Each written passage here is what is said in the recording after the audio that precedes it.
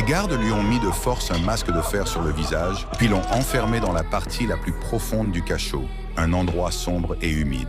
Personne ne lui adressait la parole. Son seul visiteur était un prêtre qui venait une fois par mois pour prier pour lui. Mais cette fois, le prêtre ne pria pas. À la place, il jeta un cadavre à terre, un cadavre qui portait un masque de fer identique. Le prisonnier le regarda avec étonnement, tandis que le prêtre se penchait pour lui murmurer son plan. Il comptait échanger le prisonnier avec le cadavre et le faire sortir en secret. Après cela, le prêtre annonça aux gardes que le prisonnier masqué était mort de la peste. En entendant le mot peste, les gardes ont été prises de panique, craignant d'être contaminés. Ils ont aussitôt expulsé le prêtre et ainsi le plan réussit. Le prêtre emmena le prisonnier sans que personne ne s'en aperçoive, aidé par quelques vieux amis.